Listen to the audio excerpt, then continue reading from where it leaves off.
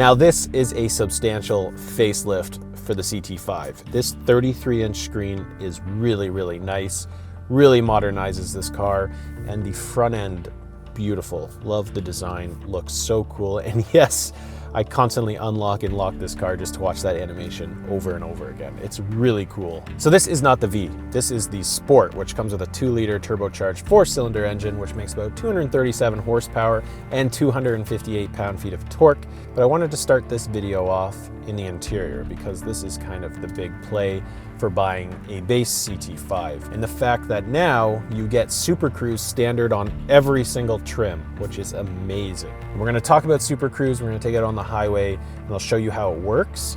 But first off, let's just kind of talk about this new interior.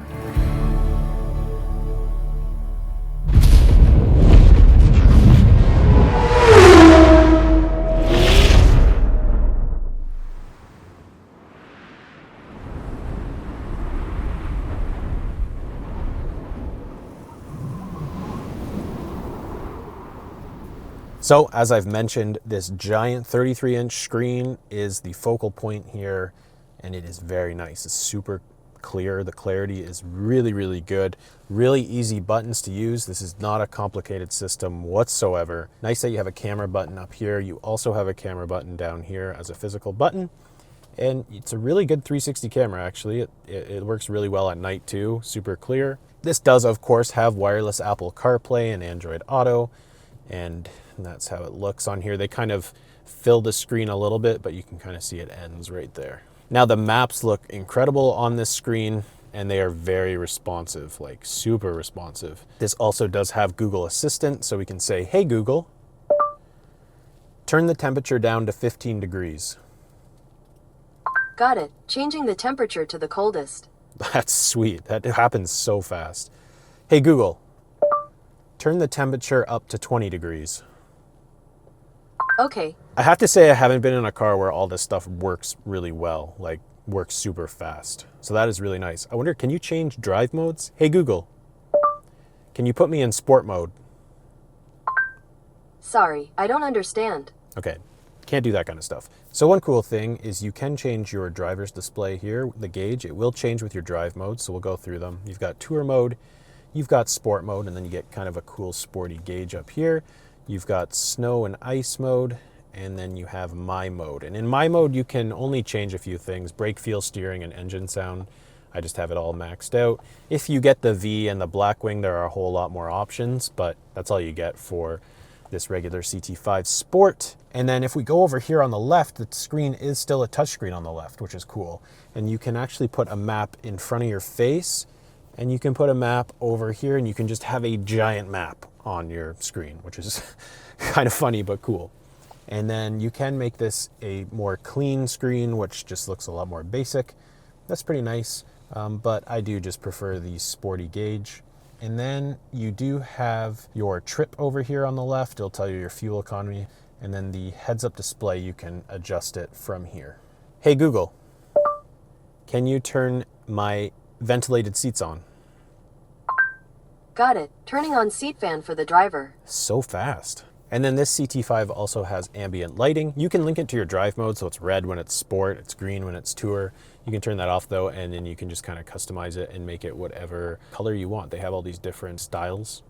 So we'll put it on there: incandescent, serene, all sorts of different options. Now, other cool stuff. We have legit paddle shifters. Whether they shift fast, I'll let you know in the drive, but they are kind of the same ones that come from the V. That's nice. Steering wheel looks good. Does still kind of have basic buttons that you'll get in any GM car, really. So that kind of takes down the luxury feel a little bit, but it's okay. And the heated steering wheel is decent. It's not super hot, but it is decent. The mixture of physical buttons and the screen is really good. Everything you need as a physical button is here. Like I said, you can just use the Google Assistant, but it is nice. If you're super hot, you're just gonna turn the temperature down. If you're super cold, you're gonna do this. You don't have to go through a menu and freak out because you can't find the right button. This does also have the AKG sound system. Sounds really good. And then you probably noticed this has the upgraded rear mirror camera. You can see it on the outside of the car there. Some people find it difficult to look at, but I've always really appreciated rear view mirror cameras. And then like most Cadillacs, you just pull back for drive and then you push forward for reverse and then you tap P for park. Works fine. I got used to it real quick. And then if you're worried about getting fingerprints on your screen, you can just use this rotary dial down here. Decent sized cup holders. They aren't super deep, but they work. You've got your wireless charger up here. I do find maybe the wireless charger a little finicky. Sometimes it's hard to find the right spot for it to start charging. And then if I have to knock something on this interior, it would be the center console here. You can only open it one way. The passenger can't really access it that easy. And then the seats are super comfy and they do have leg extensions, which are really good. You've got a button to open your trunk here. And then you do have 2 memory seats. Obviously this is a luxury car, so all windows are automatic down and up. And then one thing I forgot to mention is this has carbon fiber throughout the interior, so you can see it over there on the door panel. And then it is also here in the center console. The rear seats aren't the most spacious when it comes to headroom. As someone who is 5'10", the legroom was fine and the seat comfort was good, just a little low on the headroom. This does have the Sun and Sound package, which includes this Ultra View dual pane sunroof and that AKG sound system, which is 15 speakers. And in the back, you do have vents and 1 USB-C. I gotta say, I'm a big fan of this interior.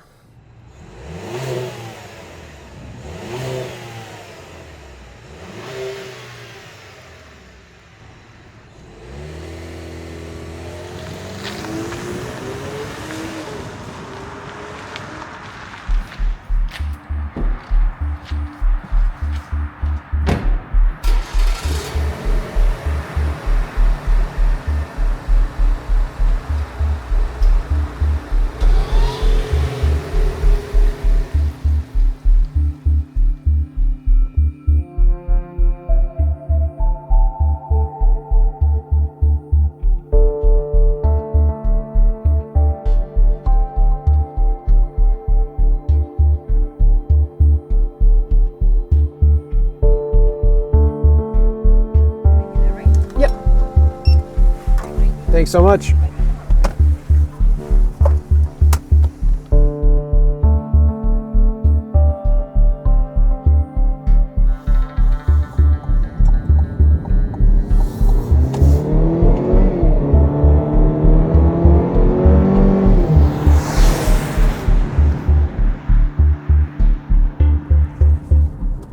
It is a Tim Hortons kind of day.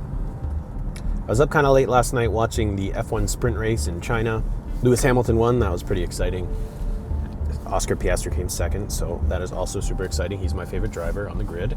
If you have a favorite driver, let me know. If you're not into Formula One, I'm sorry. But also speaking about Formula One, Cadillac is entering the grid next year, so that's exciting. There's gonna be an extra team on the track, and it'll be really interesting to see how Cadillac does.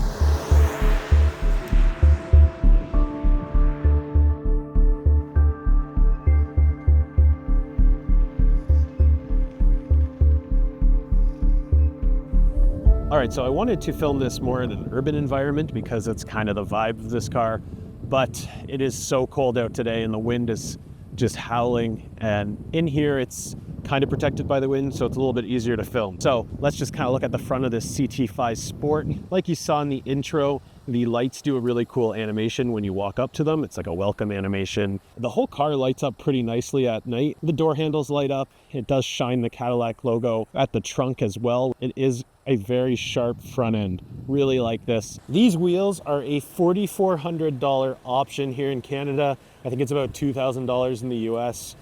I don't know if they're worth it. They do look nice. You've got the nice Cadillac badge right there on the side of the car. These handles right here do light up at night. I'll show you a shot of them. And you just kind of press a button to open the door. So you're not actually pulling a physical handle. You just press a button behind the door. And then not a whole lot has changed on the rear end as well for the facelift. Still looks really nice. You have the 350T up here. That's just basically the torque number in Newton meters. And then it says CT5, and this is an all-wheel drive as well. So you do have a dual exhaust system.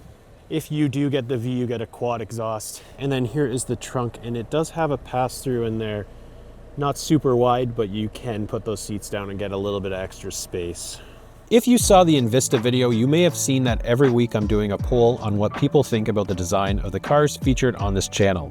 So I asked you on Instagram and YouTube, and out of 331 votes, about 86% of you said that you like the design of the CT5. So there you go. Most people think it's a great looking car. It is a super windy day today, and I barely hear it in this car. All you're hearing is me hitting some puddles. It's really quiet in here, and the ride quality is really good. This has a 5-link rear suspension, super soft ride, even with these 20-inch rims, and the handling is great. This car, the driving dynamics are really, really good. So there's no complaints there. The complaint is just going to be around this 2-liter turbocharged 4-cylinder engine. Doesn't really match the persona of the car. The car on the outside looks phenomenal. I feel like you really have to get that twin turbo V6 in this car at least. That's the only version of this car that I've driven previously. I drove a 2021 Cadillac CT5V. Loved that car. All right, let's see what this feels like launching from a standstill here. So I got traction off, and I am in sport mode, I believe. Oh, back into snow mode. Now I'm in sport mode. And let's just kind of brake boost this and see how it feels.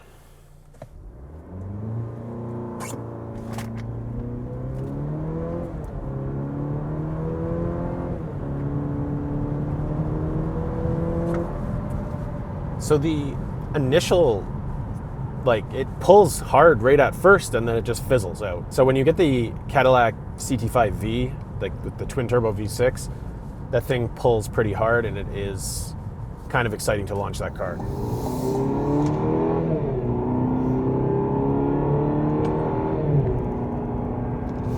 Now it doesn't shift aggressively, but they shift pretty quick. It's not that delayed at all, to be honest. There are a number of different ways you can buy the CT5. You can get the premium luxury, the sport, the V, and the Blackwing. And aside from the Blackwing, which is only available in rear wheel, the other trims are available in both rear wheel drive and all wheel drive. Now there are 4 engine options. This 2-liter turbocharged 4-cylinder, then there is a slightly detuned 3-liter twin turbo V6, which you can get in the premium luxury, but you can't get in the sport. Kind of strange. Then you have the V's twin turbo V6, and then the big 6.2-liter supercharged V8 in the Blackwing. Pricing for the CT5 starts at $56,000 here in Canada and $49,000 in the US. Now the CT5V starts at $69,000 Canadian and $58,000 US in the rear-wheel drive variant. Now this CT5 Sport that I'm driving as spec is $66,714, so we're really inching into V territory. So if you do opt for the V, you do get adaptive dampers and you do get an ELSD. That is cool, and you get 360 horsepower out of a twin turbo V6. It is a fun car. So really, if you're buying the rear-wheel drive variant of this car and you're not getting a whole lot of options on it, then it kind of makes more sense to buy the 4-cylinder engine because you're saving a fair bit of money. But if you're buying a Sport and loading it up, you may as well just get the V and get that extra horsepower. Now, some people just really don't care about performance, and that's totally fine. They just kind of want the car to look good and have all the features. I get it. I think that's exactly what this regular CT5 is about. It's kind of take it to the golf course, it's just chill, it is comfortable, it's nice to drive around. It has power, it's just not what I remember from the CT5V. So that is kind of ruining my experience a little bit, but it is still a good car. I still, everything else about it is great. Not really much of a blind spot back there either. The visibility out of this car is really good. All right, let's see if Super Cruise will work here. Oh, wow, all right. So Super Cruise will work out here on a country road. This is really cool.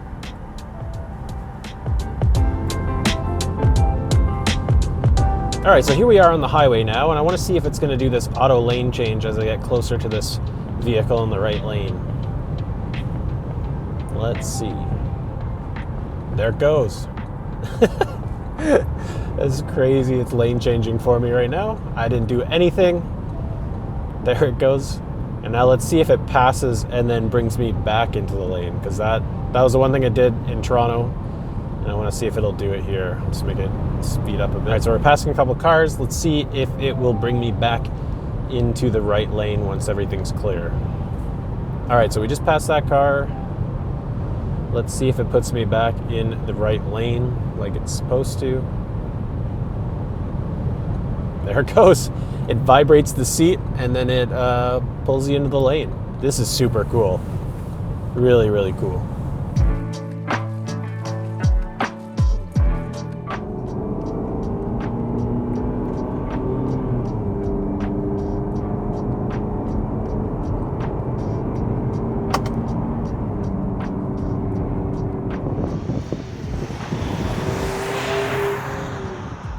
All right, now it is time for the moment of truth.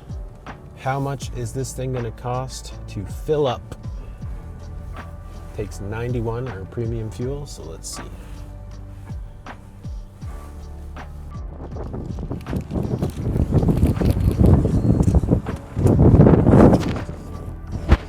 All right, it was $109. $109.82 to fill this car up permanently. If you're wondering about the size of the tank, it is 64 liters or 17 gallons. Now, as you can see, I was not getting super great fuel economy. However, by the end of my test, I was getting about 11 liters per 100 kilometers. But if you're driving it normally, you should be able to get around 8 to 9 liters per 100 kilometers, which is about 27 miles per gallon. Really comfortable seats. I have to say these seats are comfy. I have no issues with them. Driving position is good. Really quiet, soft ride, but good driving dynamics. It's a great car. I honestly really like it. The design, like the front end is so cool. I would love to see Cadillac make a two-door version of this car, or also an estate or like a wagon. That would be awesome. They're not gonna do it, but I think that would be cool. All right, as you can see behind me, I'm just finishing up editing this video, and I wanted to add another segment, and I want to do this in all of the videos, where I spec out the car kind of the way I would want to spec it out. And we're gonna keep this just to the CT5. We're not gonna talk about the V, we're not gonna talk about the Blackwing. We're just gonna solely talk about the CT5. All right, so here we are on the Cadillac Canada website. The US website is very similar.